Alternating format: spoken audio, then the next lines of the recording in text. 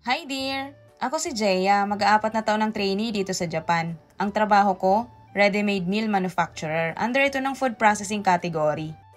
Sa araw na to, mag-i-exam kami para sa another 2 years extension dito sa Japan. Malapit na kasing matapos yung kontrata namin. By the end of November this year, matatapos na yung current contract namin. Sinundo kami ng kumiay dito sa aming bahay tapos sasamahan niya rin kami sa testing center. Dito na ako sa unahan umupo tapos may dala-dala pa akong reviewer para naman kahit habang nasa biyahe, nakakapag-review pa din. May dala ding reviewer yung mga kasama ko. Si Lady nga may pagpatong pa sa ulo niya para daw hindi niya makalimutan yung mga inaral niya. Sana all effective. Dear, siya nga pala dun sa previous kong vlog, napakarami kong comments na nabasa nagtatanong kung paano mag-apply dito sa Japan. Marami din pala akong na-receive na mga private messages kaso lang sa sobrang dami hindi ko na kayang sagutin lahat.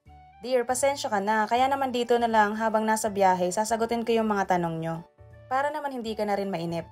Ang agency ko nga pala ay ang YWA Human Resource Corporation. Sobrang legit nito, mas legit pa to sa ex mo. Ito naman yung address at ang direction kung paano puntahan ang agency. Dear, baka naman pa-screenshot na lang, di ba? Tapos, magpunta ka ng personal sa agency, dala-dala yung mga basic requirements na nakalista dito. Agahan mo naman dear para makaabot ka sa screening. As early as 7 AM dapat nandun ka na. Mahabang pila dun naku. Tapos pag nakapasa ka sa screening, yun na yung magiging waiting game mo para sa selection or final interview. May mga nagtanong din pala kung magkano yung nagastos ko sa buong application process. Ito yung nagastos ko, 64,910. Kasama na lahat dyan at take note, walang bayad yung pag-aaral ng Nihongo Wala rin ditong placement fee at wala kang babayaran sa agency kahit na piso. Ang nagastos ko noon ay puro mga personal expenses. Pero dear, take note, ang inflation sobrang tindi ng pagmahal ng mga bilihin dyan sa Pinas ngayon.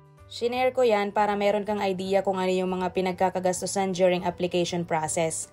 Nilista ko kasi mula sa simula, pagkuha ng passport hanggang sa makaalis ako. Ay, tignan mo to, nadaanan pa namin yung Amazon ng Japan. Siguro sobrang dami ng trabaho dito. Nandito pa nga pala yung mga ibang legit na agency na maaaring makatulong sa'yo para mabago yung buhay na nakasanayan mo.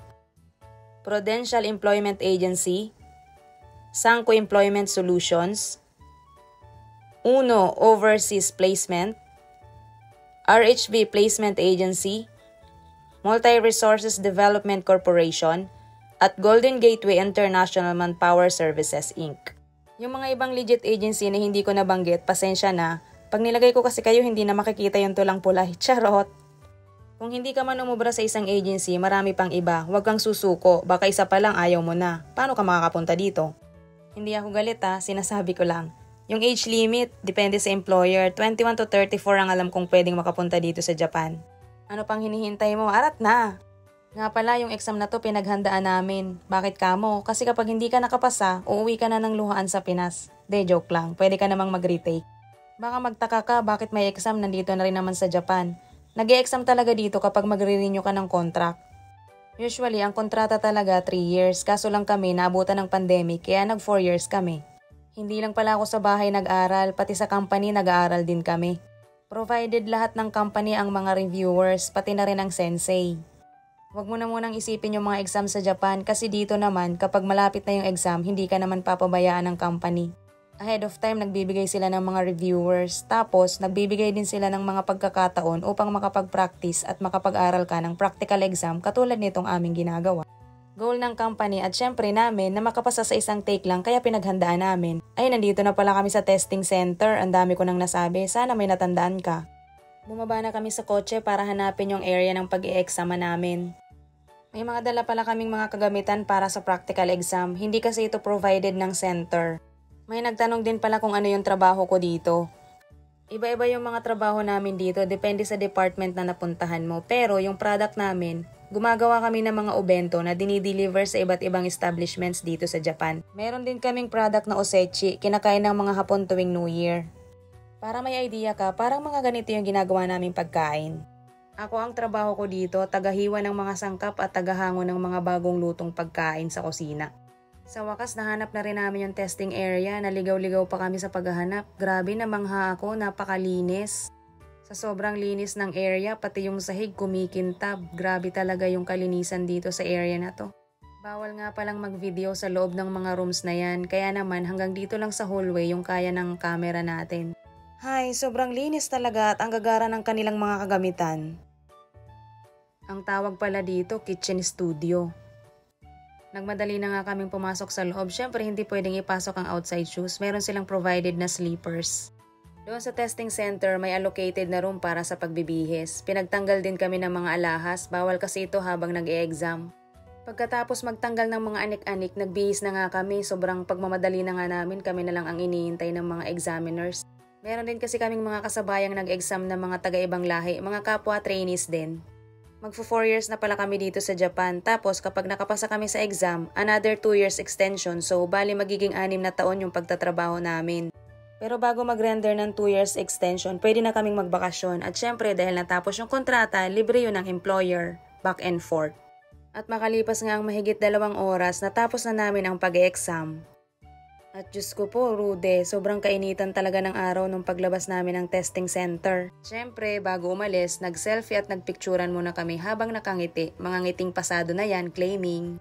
Uwian na ang mga pagoda pero mga ginalingan. Otskari sa madesta. Kabado malala pa dyan si lady sa lagay na yan. Sobra kaming nagutom lahat pagkatapos ng exam, kaya naman nung may nakita kaming Ichiran Ramen, nagkayayaan na kaming kumain dito. In-order ko yung aking favorite na combo, may rice, may ramen, may pork, at syempre may egg. For the gutom na gutom talaga ako, kaya naman habang ang isa kong kasama ay busy-busy pa sa pagse-cellphone ay sinimulan ko na talagang kumain ng ramen dahil hindi ko na talaga mapigilan. Ito talagang pinaka-favorite kong ramen sa lahat. Unang higop mo pa lang, mapapailing ka sa sobrang sarap. Alright! Dear, kapag nandito ka na sa Japan or kaya magbabakasyon ka dito, nako, subukan mo tong Ichiran Ramen. Hindi ka magsisisi dito. Sa lahat ng ramen house na nakainan ko dito sa Japan, ito yatang Ichiran Ramen ang pinakamahaba ang pila. Isipin mo, 1 to 2 hours na pumipila yung mga tao para makakain lang nito. Buti na lang dito, hindi masyadong crowded, kaya naman hindi na kami pumila ng matagal. Sobrang sulit naman talaga at pagkatapos mong kumain, doon mo marirealize, kaya pala sobrang haba ng pila. Uuwi ng busog si Jaya, dear. Thank you, Lord. Hindi nga pala nag-hire ng lalaki dito sa company namin, pero marami pa rin namang mga kategory na para sa mga lalaki ang hinahire sa YWA.